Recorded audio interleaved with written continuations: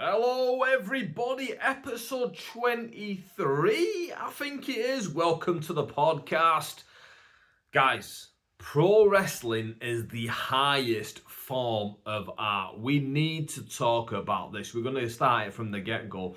I know you're probably thinking out there, first of all, Adam, aren't you a stand-up comedian? Why are you telling us that pro wrestling is the highest form of art? Surely you should be telling us that stand-up comedy is the highest form of art. Now, don't get me wrong, stand-up comedy is an incredible, incredible art form. But if I had the choice and I could go back to when I was 16 and really train for it, I would have loved to have been a wrestler. That, for me, was the dream. Be a wrestler, be a professional footballer who plays in the Premier League and represents Pakistan at the World Cup. Those are the two goals for me as a kid, my childhood goals, right? Now, I didn't know how to become a wrestler. I didn't know how to train, what school to go to, anything like that. On top of that, I'm looking at their bodies and I'm skinny now, right? I was even skinnier back then. So in my mind, in my wildest imagination, and I wasn't an imaginative kid, I did not believe that I could be a pro wrestler. Listen, I come from a council estate. I come from a mixed race family. I was brought up to believe by the school system, by everyone, listen, you ain't going to achieve anything in life. Just crack on, and eventually you're going to end up working a job that you absolutely hate, and that is going to be your life. You're going to do menial jobs just to serve society. That is what the school system taught me. They never pushed me. They never encouraged me. My parents themselves, they encouraged me to become like a doctor or a lawyer. I never wanted to be a doctor or a lawyer. That's boring. I want to be a wrestler. I want to be a footballer. I want to be performing on big, grand stages, athletic feats that people are enjoying and celebrating. That's what I wanted to do. That was me. That was what I wanted to do in life. However, didn't know how to join a football team. Like, it sounds weird, right? Every kid nowadays is in a football team. My parents didn't know how to put me in a football team. I was never put in any football team. I went to try to play for my school team when I was 9 years old. Did okay in the training session, didn't do great. The teacher just went, come back in cricket season. Come back in cricket season? Are you taking... I didn't give him the satisfaction. I was a decent cricket player as well. Didn't give him the satisfaction when it came to cricket. Didn't go back for it. Thought, nah, mate. If you're not having me for football, you're not having me for anything. But I gave up too easily. That was 9-year-old me. Listen, I'm older now. I ain't 9 years old anymore. I don't give up like that. And I've been told no many, many times in my life by people who are decision makers, people who have the choice to give me an opportunity.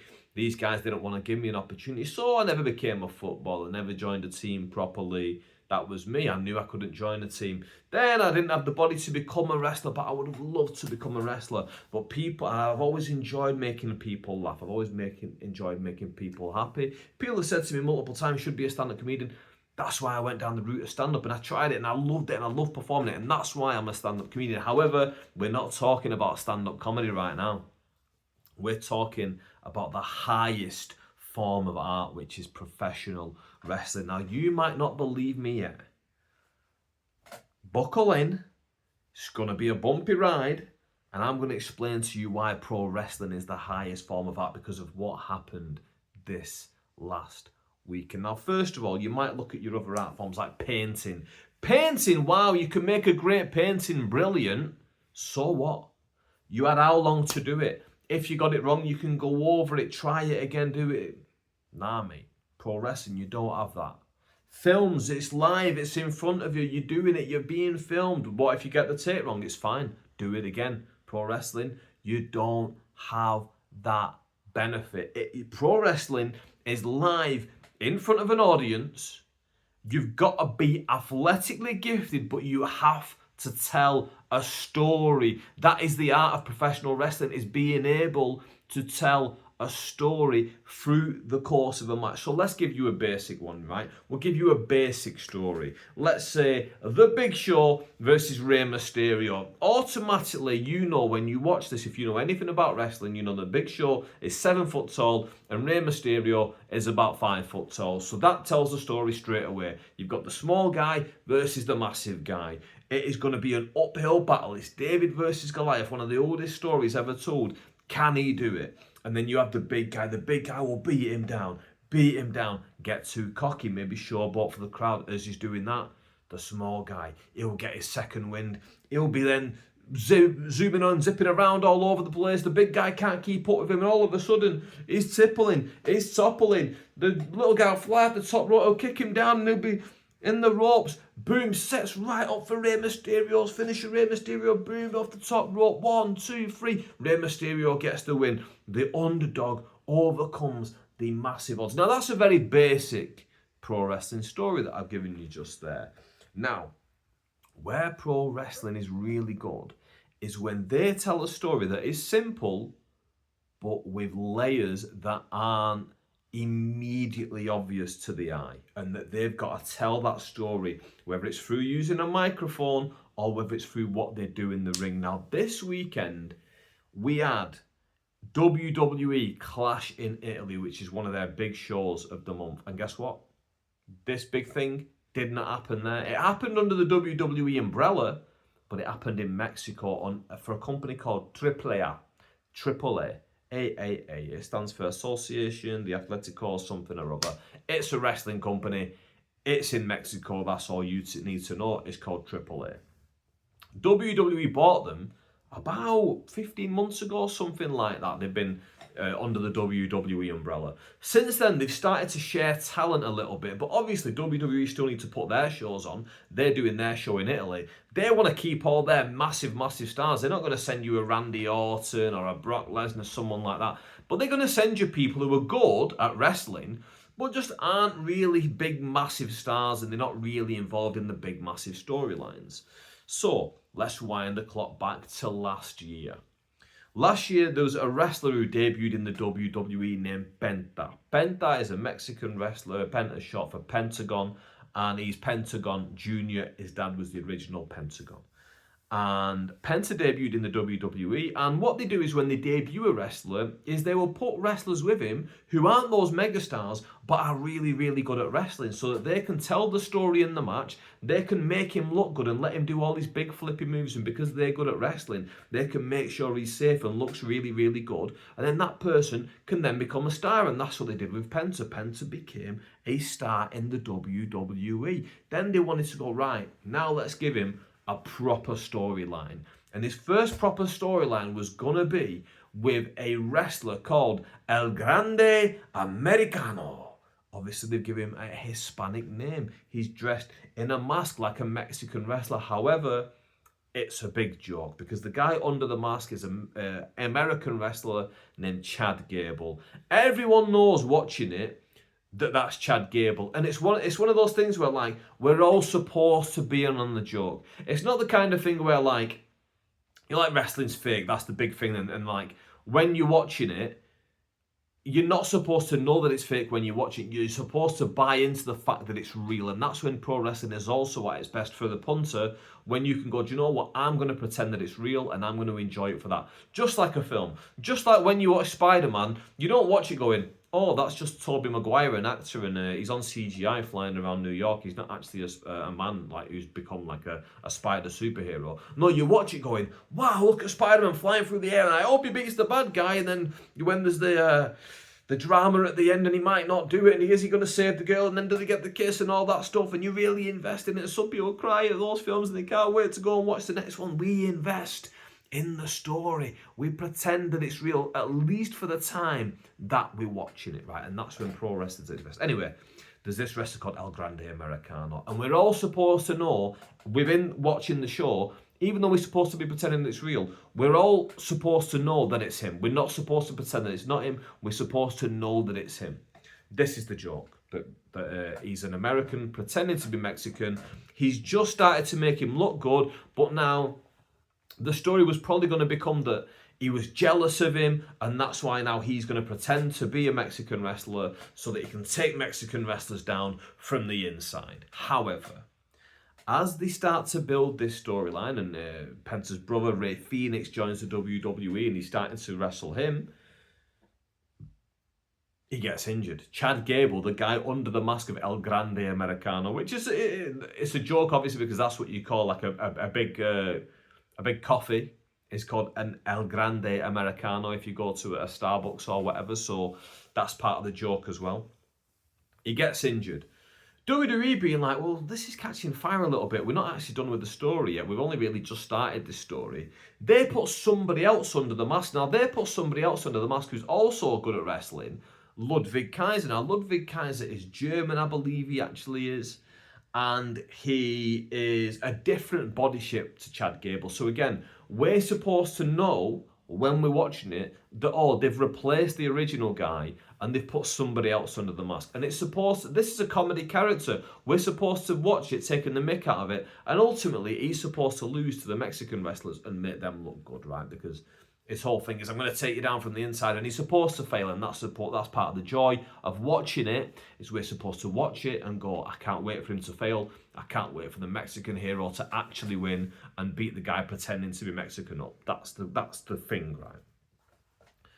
Now, over time, they've progressed this storyline, and I've stopped watching WWE on a week-to-week basis, so I don't know what's going on. I actually don't know where they're going with it. Then they start to send El Grande Americano to AAA, the company that they own in Mexico, and they're talent sharing with. And something very interesting starts to happen. The Mexican fans start to see this character that is supposed to be a joke, that they're supposed to hate, and they start to really get behind him. And this is where real life and storyline merge. And I've told you this in the past as well. This is also part of what makes pro wrestling excellent, is when they merge and you can't tell the difference. So one, you're pretending that it's real, and two, you can't tell the difference between what's real and what's not. When those things all align, oh, wrestling is peak. It's Mona Lisa. It's higher than the Mona Lisa. This might happen this weekend, better than the Mona Lisa. So, we're in Mexico. El Grande Americano, who is Ludwig Kaiser, the German, under the mask. I don't know if he speaks Spanish already, but he starts to learn the Mexican dialect for Spanish. So he doesn't just start to speak in Spanish when he's on the microphone at the shows. He starts to speak in the Mexican dialect. Because obviously, like, we'll just use some English examples, like soda, for example, is what Americans would call pop, but we call it pop. They call it a sidewalk. We call it a pavement. They call it... Yeah, I was going to make a joke there, but I won't make it because it's quite close to the bone, that joke. But anyway, they call it something. We call it a school. Anyway, so he starts to speak in this dialect. The fans start to get behind him. They start to turn him from a bad guy joke of a character into a good guy who they're really getting behind. On top of that, he's dating a Mexican lady who is somehow involved in AAA, and people are starting to find this out, that in real life they're connected together. On top of that, there's an incident that happens where they're in an elevator somewhere in America. They go, we say lift, they say elevator. They're in an elevator somewhere in America, and a guy who is apparently very anti-Mexican, this happened in real life, again, this is where the lines get blurred. He starts to say, oh, I'm going to get your girlfriend deported. And Ludwig Kaiser beats this guy up in real life and gets arrested for it. The Mexicans find that out, that not only is he dating a Mexican, but he's standing on business. He's going to stick up for his girlfriend against someone who's a racist, saying that he's going to try and get her deported from America. They start to love him even more. They're getting really, really behind him. And they build it in storyline into this massive blow-off match at the show that happened this weekend. Now, bear in mind, there's another thing that I should add in that might be interesting for you guys. Undertaker. We all know The Undertaker. He's the guy now who's writing the storylines at AAA.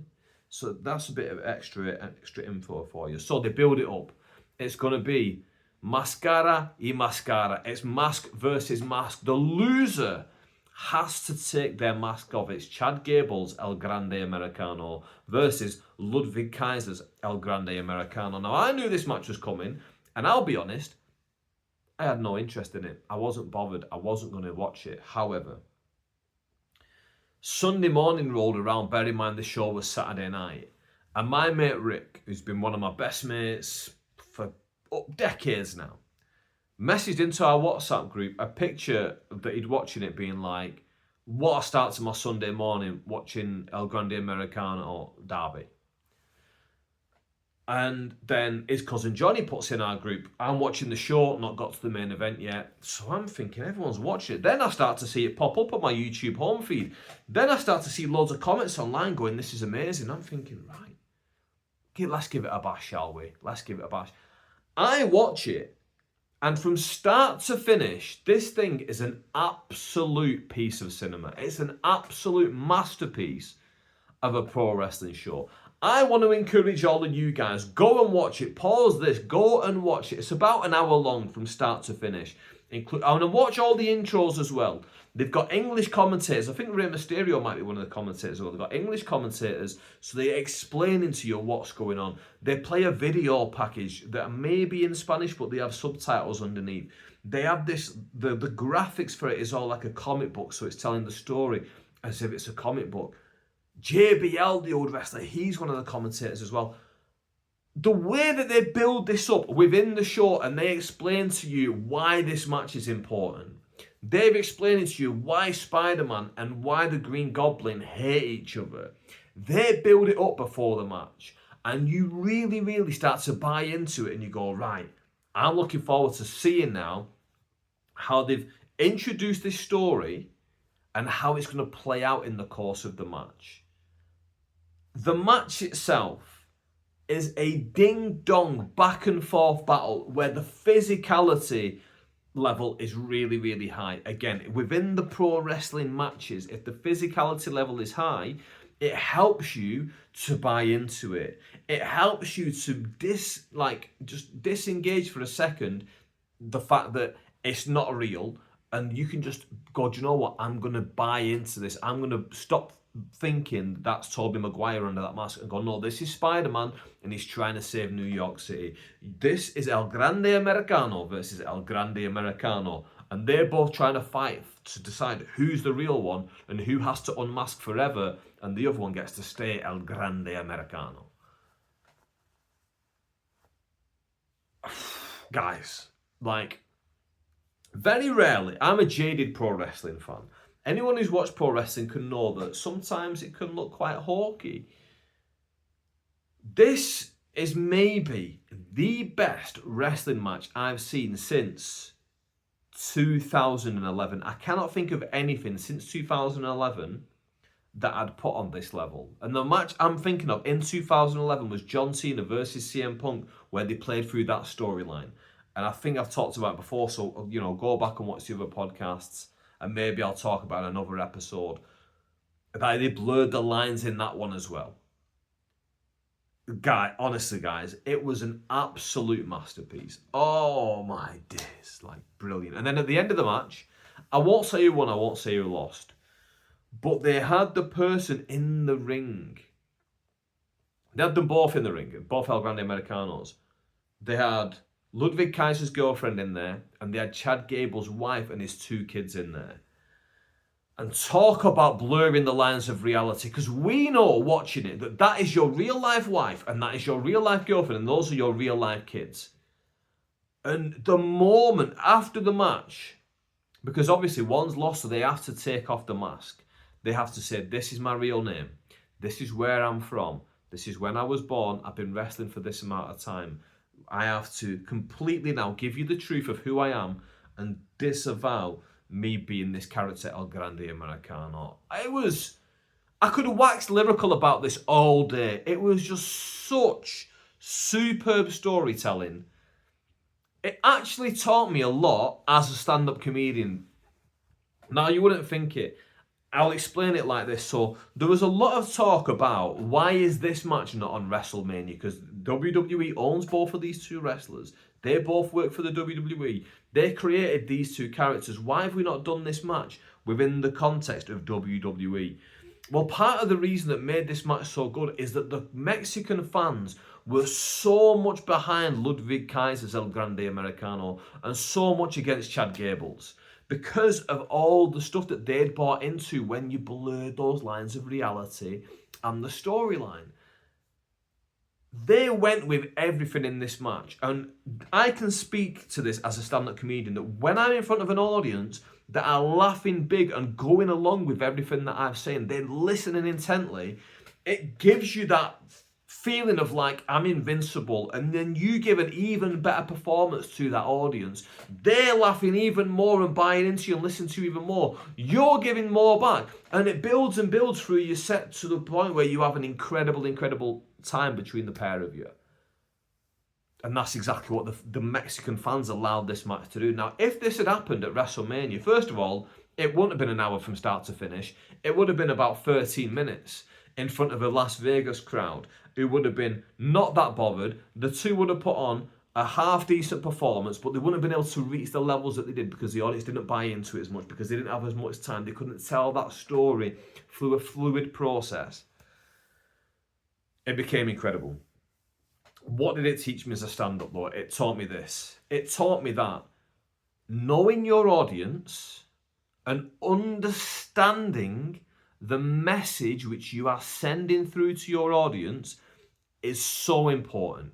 You can give that same message to two different audiences, and if one believes in you, if one's coming with you, if you are able to communicate your story through to that audience, that is going to get a way bigger reaction, and it's going to become a way better performance. And that's why this was amazing in Mexico, and it wouldn't have been great in America at WrestleMania, even though it was the exact same people doing the exact same story.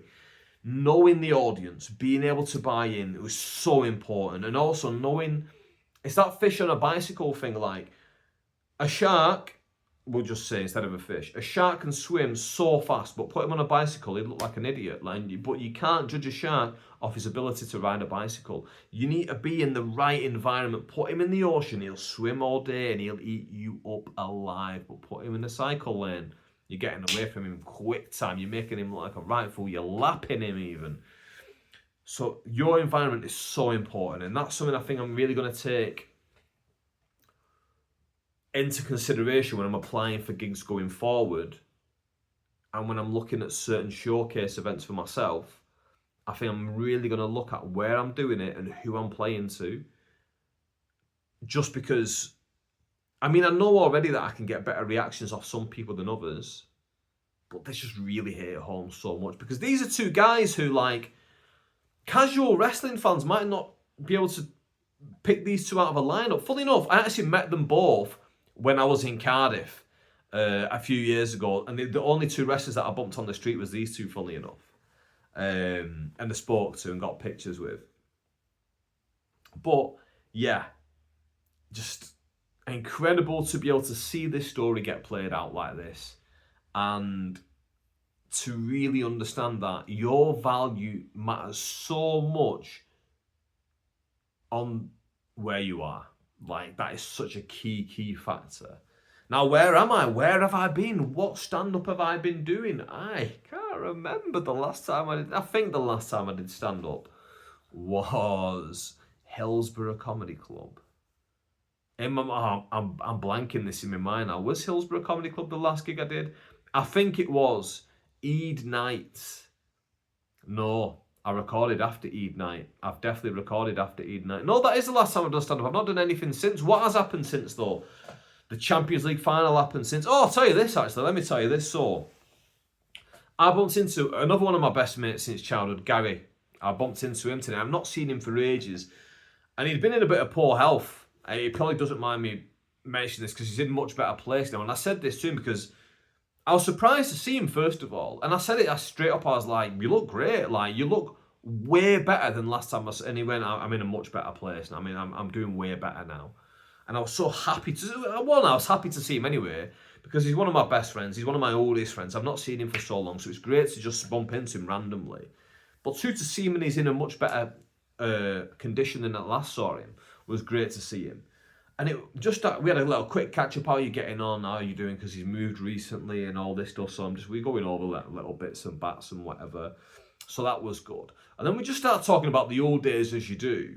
And I recommended, I said, go and watch this match and let me know what you think about it, because it's absolutely brilliant. It's amazing. It's a 5-star match. It's an instant classic. It'll be match of the year by the end of the year. I'm certain of it already.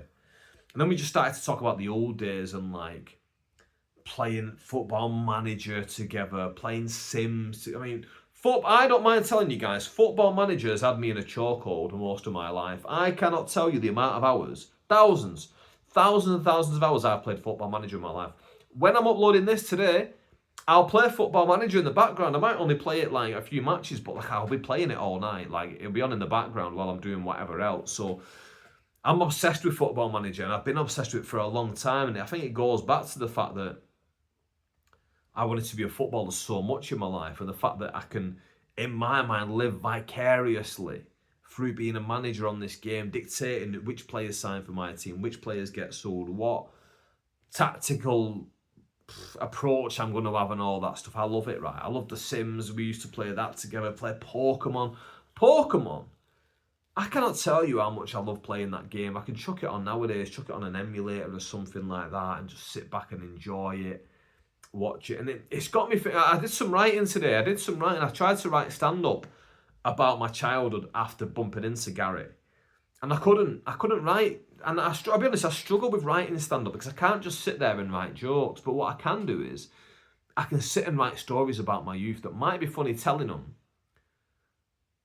Maybe I'll tell you one now. Have I told this before? Maybe something that I've not really spoke about publicly. Maybe once. I had these two friends when I was a kid. And I won't mention the names for legal reasons. And there's nothing majorly wrong with this story. But I will call one Mr. Glasses, and I'll call the other one Mr. Apple. Okay, so Mr. Glasses, his dad was opening a shop or something like that, and he says to Mr. Glasses, he goes, I will pay you, here's some money, go buy me a sandwich board. You know a sandwich board, those boards that you stand out, Bolton Evening News or newspapers have them, and it has like the big headline on the front. He goes, go and buy me one of these. I want you to go and buy it for me from this shop. Well, Mr. Glasses is hanging out with me and Mr. Apple of a night, and he goes, come with me, I need to go get something. So I'm like, all right, well, we're going to a shop that sells these. I don't know where sells them. I imagine a hardware store, something like this. We end up walking a couple miles away. We walked to Burndon Park Asda, and at Burndon Park Asda, across the road, there's a travel agent. They had a sandwich board outside advertising what deals they've got on at the moment. Anyway, as we get there, he goes, I'm going to rob it. No, I've come all this way. I've come 2 miles. I can't walk back now. I'd look like a right pee hole. You know what I'm saying? So I come back out. I think, crap. So he asked me and Mr. Apple, he goes, listen, you lads, can you keep a lookout over it? Okay, we'll keep a lookout, shall we? He goes across the road, and we're keeping lookout. As he does, police car pulls up. There's a blooming cop shop just down the road, and we've not even thought about it. And as he goes across the road, we're jumping up and down like this, like to try and like wave him and be like, no, don't do it. He don't notice us. Guess who does notice us though? The police look and go, there's 2 children over there, 2 15-year-old boys waving us down. They might be in trouble. As they're thinking that, boom, right in front of their car, Mr. Glasses runs out with a blooming sandwich board under his arm. Woo, woo. Blue lights start flashing. Music starts playing. The alarm, the siren. Me and Mr. Apple are like, run. We leg it into an estate that's cut off at the end by a train line, so there's nowhere to go. We know the area, but we don't know it that well. I know it well now because of this moment. Anyway, it must have taken about 15 seconds, police, to catch me. I'm like, flipping heck. Mr. Apple's getting away. Mr. Glass is long gone. I'm caught. So Mr. Apple turns back. So he stops. I'm like, okay, it's not just me. Police chuck in the back of the car. They chuck Mr. Apple with me. They go, right, What your name's? Tell him my name. Where's you live? Tell him where I live. How old are you? Tell him how old I am. What's your mum's name? I go, you know what? I don't know. I just call her mum. Playing dumb in this moment saved me a little bit. Right? They go, right, we're going to go find your mate. They're talking about Mr. Glasses, right? They go, who's your mate? I go, I don't know. Just some guy, and he just asked us to look out. We didn't really know why. We saw you guys, so we just like waving around like. Anyway, we drive around for not long, couple minutes. We see it, he's ditched the sandwich board in the back alleyway, probably because he's thinking he can't leg it home. He can't get home now holding this because cops are going to pull him now. Luckily, he'd left it there and they found it. So they grabbed it, put that in the back of the car, chucked us out, and we got away with it. Now, that is a story that I wrote earlier. It's a true story, but I don't know how to turn that into stand-up right now. I'm going to have to play around with it on stage because it's definitely a funny enough story and an interesting enough story, but where's the punchlines? That's what I think. Like, I always think, where's the punchlines? I've kind of got to work backwards a lot of the time. I've got to think of the punchline and then, like, kind of roll it back and be like, right, how do I build to this punchline now? What is the setup to this joke that gives me the punchline? I can't really work the other way around. And maybe I need to link up with someone who's good at, like, coming up with punchlines to stories, maybe. And we can, like, both, like, give each other stuff. Maybe that's what we'll do. I don't know, but either way, like, it's something that I want to work on. And I wrote maybe 5 pages of stuff, like, different kind of stories about my childhood, having a mixed race background and, you know, expectations from my parents and the difficulties that I found growing up, and I'm trying to make it into funny stuff. And there's funny enough ideas, but there's no punchlines. Like, I don't want to be one of those comedians with no punchlines. You know, this is going to be clipped in about 10 years' time when I just become one of those because I can't do it. I'm just going, well, by the time I'm running across the road and Mr. Bloody Glasses is still on the sandwich board and I get pulled over by coppers and I pretend I don't know my mum's name. And it don't even lead anywhere. There's no punchline at the end. But yeah, I bumped into guys. Hey, I got recognised by this lad yesterday. Now, a couple of times a week now I get recognised, and this was an interesting one for me because I'm walking and he's in my peripheral vision here, and he's like walking alongside me. I don't think anything of it, and I can see he's like trying to get my attention. So I look, and he's like, "Are you that TikTok guy?" And what am I supposed to say to that? Are you that TikTok guy? I don't want to be known as that TikTok guy, but at the same time, I'm not deluded enough to be like, this guy needs to know who I am. But in his mind, he might have just seen me on TikTok. That might be the only place and frame of reference that he's got for me. So I'm like, yeah, maybe, yeah, you might have seen me on there. And then he's like, oh, and then he starts to interview me. Like, he's not filming it or anything. He just starts to ask me questions like, what's your biggest achievement in life? And I'm thinking comedy straight away. I'm just thinking about my biggest gig, and we're outside Bolton Town Hall, and in Bolton Town Hall is where I had my biggest gig, at the theatre there. So you see that building there? He goes, yeah. He goes, I go, in there's a theatre of about 700 seats, and I played that once, and it was sold out, and it was a really good gig.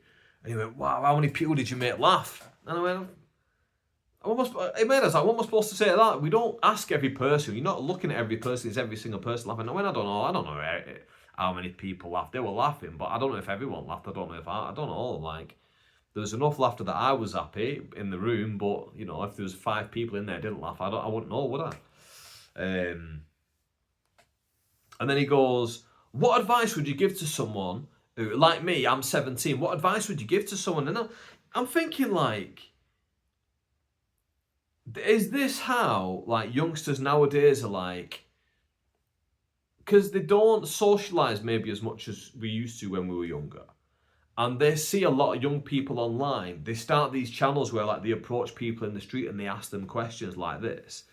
And I'm thinking, like, is this just what they think is normal conversation now? But I thought, bless it, listen, Avatar, this is what I said to myself, and if he asked me on a different day, it might be a different story, but I said, listen, have a goal in life and work towards it. Doesn't matter what it is, have a goal and work towards it, because the thing is, you're so young at 17 years old that by the time you're 27, you might be there. But you might also be like, I don't want this to be my goal anymore. I want to try something different. But you'll be young enough at 27 to still change and go in a different direction. But either way, have a goal, work towards it, and the skills that you learn working towards it will benefit you in life, hopefully, because you'll pick up skills trying to get to this thing. But I thought, what an interesting conversation. But I thought fair play to him. Like, it's nice to be recognised, and it's nice to be asked for advice. But at the same time, I'm thinking, like, who am I to give advice? Like, I don't know if I'd take my advice. I don't know. Or then again, I might be better at giving advice than I'm following my own advice. That's probably something as well. Like, here's advice for you, lad. Never download Football Manager, because you'll play it too often if you're anything like me. Give up computer games completely. In fact, every time you think of picking up a computer game, go for a run. That'll be advice. Will I take it? No, I'm not taking it myself, but that's good advice. Yeah, so that was 2 interactions I had in the street this week. That with this lad, and then bumping into my mate Gary today as well. So that was 2, like I said, interesting things there. Where am I this week? Where am I doing stand-up coming out? I'm in Cleckheaton, which is near Bradford, I believe. I'm in Cleckheaton tomorrow night for Howard Walker. I've gigged for Howard a few times before. Not gigged for him for over a year now, so it'd be nice to see Howard again. Do that gig for him. On Sunday, I'm going to be in Hull. Me and Phil Milton are going down to some gig in Hull. I can't really remember what it is specifically, but again, looking forward to it.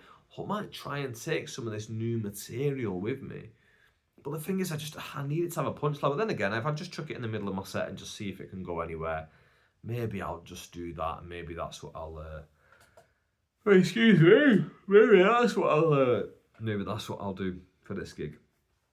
Oh, speaking about being a kid, there's another thing. And wanted to be a footballer when I was youngster. I used to be an Arsenal fan as a youngster. I did used to be an Arsenal fan. And it was the Champions League final this week, wasn't it? And Arsenal lost the Champions League final very famously in 2006. And that was like in the height of my fandom. And when they were playing this week, I watched it. And a part of me was like, even though I'm not a fan of theirs anymore, I was like, if they win, it will maybe just massage a little bit and heal a little bit of that childhood trauma of them not winning that. Even though I was like 18, like I was 17, but I was basically an adult at the time when it happened. 17, are you an adult? I don't know. But either way, like, I was old enough to it not affect me that much. But it did. I was upset when they lost. And they drew with Paris Saint-Germain in normal time, and then extra time it was still a draw, and they lost on penalty shootouts by 1 kick.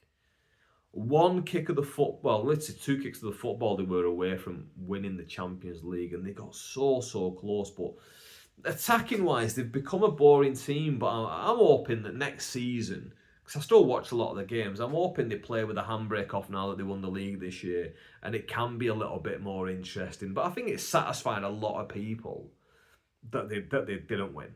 I think it did satisfy a lot of people, and I made a bit of content about it myself, to be honest. My content this week has been going quite well. I felt like the apps have been suppressing me a little bit recently. However, my video yesterday got over 200,000 views. I don't know what today's video is doing, but I think it should, touch wood, be 100,000 views. So that'd be 2 videos back to back that have done well for me, and I've got more videos lined up and more planned, and I want to do more wrestling content on my wrestling side of things. Obviously, I could talk for ages about El Grande Americano, so maybe I should do something like that. What else is going on at the moment? I did a bit of gardening recently. That's something that makes me feel old, I'll be honest with you, because I've never taken any kind of pride in a garden. I remember growing up as a kid and my mum making me do the lawn, and whether it's with the hedge trimmers or whatever it is, and she's making me cut the grass, and I used to absolutely hate it. Now I'd do it in an instant if my parents asked me to do something like that. But as a kid, I used to absolutely hate it. And this weekend I thought, you know what? I'm going to do a bit of gardening just to make the place look nicer. And I did it.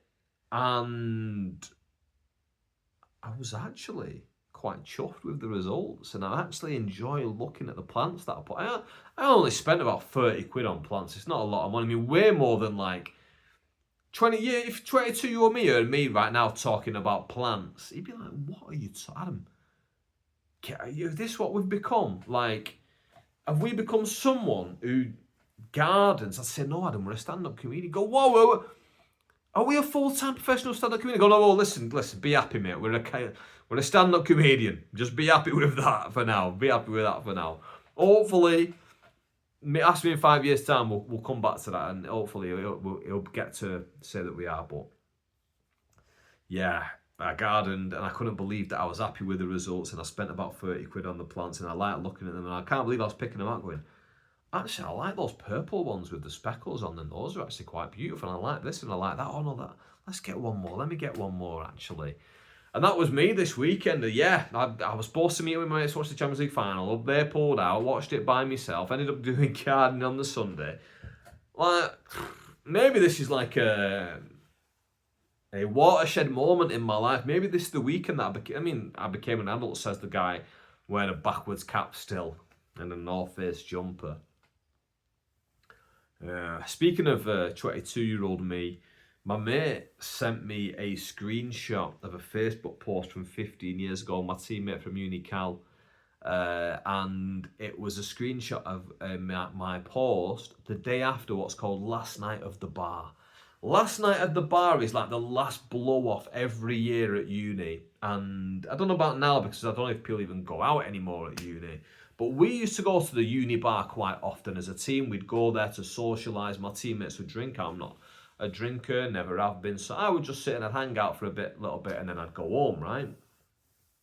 And Last Night at the Bar, though, was the last one. And last night, there's always like an excitement, but a melancholy to it, the Last Night at the Bar, because some of your teammates are leaving and you're not going to see them. They're the same lads who you see multiple times a week, you train with, you play hockey with, you live with them, you go on, travels, your European tours and all this kind of stuff with.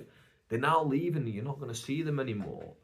So every time there's the Last Night at the Bar, you get that melancholy and you get that feeling of like, oh, like these boys of mine are going. And I put this status from 15 years ago when it was my last night at uni, the last night at the bar. And it was a sarcastic one saying, it's been my last night at uni. I'm so glad I don't have to see these boys anymore. And I tagged all my teammates who were also leaving that night as well. And he screenshot it and sent it me today. And it really sent me into that moment of like, wow, 15... I got that same feeling back of that night. So I remember that day. We went for a curry, first of all, at a place called Passes to India in Ormskirk, where I went to uni. And I got like a vindaloo or some kind of very, very spicy curry.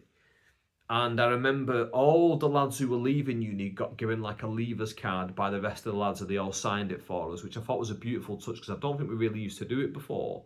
I think I've still got it somewhere upstairs in an old shoebox or something like that, like a shoebox of memories. Like I'm a bit soppy like that. I do keep stuff like that. And so we went there. Then we went to the bar, and I remember going to... I remember after having that spicy curry, me and my teammate Dom both needed to let nature take its course, let's just say. So we went to one of the toilets in the library and probably made a mess of the place. And then we went back to the bar, and yeah, man, I just remember that feeling and people coming up to you, like getting pictures with you because they weren't going to see you again. I remember these two girls, Becca and Terry, and they were girls who, like I say, I'd known for a few years from uni, but I'd only known them from like being out and about. But there were people who like a casual friendship with, and they were going around getting pictures with everyone because it was the last time. And I remember like them stopping and getting a picture, like the three of us together, and I was like, it's nice, it's lovely to have that moment, but like just having that kind of melancholy moment of like, wow, this is over, this time in my life that has been like so great. And at the time it was the best time in my life. But even now, like I look back at that period and I'm like, that was an incredible time in my life. And I was at uni for 4 years, and there's a 4-year period like, oof, just the joy that time gave me, and the feeling of when he sent me that screenshot and remembering how close I was to my teammates. And then there was a bit of sadness involved in it as well, because there's some of those lads, like one of those lads I've not seen since that night. George lived with Cal, and Cal's only seen him twice in that time. I've only seen him once. I've not seen him since, basically. And then looking through the rest of the names there, it made me a bit happy, because I was like, actually, I've seen a lot of them. Even like, a lot of them have actually seen me do stand up. Besides like two of the other names, and then one of the names has actually said to me a few times, like, "Oh, I want to come. It's just not worked out yet." So like, it is great having these relationships still with these people, even though I don't get to see them that often, and like, just reminds you of that bond that you had.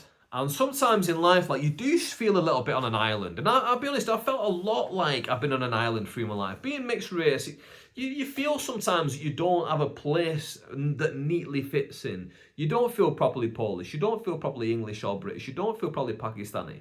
So you kind of float in between all of these different gaps. As an adult, I've kind of come to a realization of all those things. I can take ownership of all those things, and I feel them all individually. But when I was younger, I definitely felt that. And you definitely, like I've been very vulnerable recently talking about stand-up comedy, and like, I was vulnerable at the start of this episode where I talked about trying to become getting into the school football team, and then like saying no, and like me being like, they won't even have me for the school football. I remember they put this kid on the school football team that was like always overweight, and I was like, why have they put him? Why have they not given me a chance? Like, they've just seen me in one training session and gone, nah.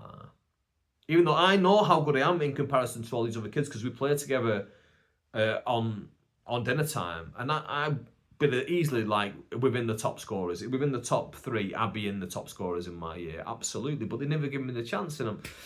Anyway, that's childhood trauma coming out there. You see, I'm still going over it. Like, it still sticks with me, that stuff. So even though you feel this way sometimes, you feel like sometimes people don't give you the opportunity, and some people will just cast you aside. I look back at those boys, those teammates had at uni, and you remember that close bond that you had together, and that close bond that you still have, and anytime you see them, just like, my mate Docky's a very straight and very straight-laced man from Middlesbrough, from the north. He'll kiss me on the cheek when he sees me, like, especially if he's had a drink. He'll be like, "Oh, how did you do that?" And give me because that's how he shares his affection. He won't say, "Oh, I've missed you, man," or "It's been too long since I've seen you," but he'll do that. He slapped me before as well, actually, Docky. Don't think I've not forgotten about that. But yeah, those things make you feel good inside, you know, when you see them and when you get those moments and all those kind of things. So, but yeah, Cal sharing me that thing really brought me back to that moment. And then, like I say, I think of those girls, Becca and Terry, like, again, only very casual friendship, but you look at people like that and you think, wow, I shared these like fleeting moments with at uni. And like, if you could go back, what it would be like now, and it just, I'd do things a little bit differently now if I went there. I'd do things a little bit differently, but now I've got obviously an adult's head on my shoulders. But if you put a 19-year-old's head back on my shoulders, but with some of the things that I know now, I probably do a lot of things differently. Let's just put it that way. But I'd still enjoy myself nonetheless. I'd probably go to a few more lectures. That'd be a good start, Adam. How about that? How about you actually buckle down and turn up to a few lectures? How about shout out to different girls, Sarah and Lydia, on my course, who I'd been put with to do projects. How about you actually get involved in the project, Adam? And don't just sleep in and text them last minute going, "Oh, you know what? I've actually hurt my back." That's a classic of mine, I've hurt my back. And do you know what? I'm paying for it now because my back actually hurts. Right now, as I speak, my back hurts. So I'm paying for it now. But bless them, they got me through some coursework they did by just being involved and not turning up, and like being friends enough with them outside of class that did kind of let me off, but also not being friends enough to be like, "Come on, you need to please help us get involved in this." So yeah, thank you, Sarah and Lydia on that one. But yeah, I had great times at uni, man. Like, your housemates as well. Your housemates, when you move in And I'll tell you exactly where I thought I'd talk about this more in September, but I'll just talk about it a little bit more now. You start uni, right? No, I'm going to talk about it another day, actually. I'm going to talk about it another day because I could talk about that topic for a very long time. And maybe in September, when people are going to uni, I'll talk about it then because I think that'll be a prescient and poignant thing to talk about then. But yeah, guys, I think we'll wrap it up at that note. Well, guys, what do you want to hear from me? Like, I want to get back into being more fun on here. Like, I like being open and vulnerable and saying stuff that I might regret saying afterwards. But I like it. I like just saying the sign that I'm like, I feel too scared to say this to someone. Maybe just say it on the podcast and the 100 of you, 50 of you, however many it is that watch it, I appreciate you. But let me know what you want to see from me, and I'm happy to talk about it. I'm happy to discuss it and go that route and that kind of thing. And yes, the World Cup's coming soon. We'll talk about that maybe next week. But yeah, thank you very, very much for watching this, guys. Subscribe. Adam Anwar out.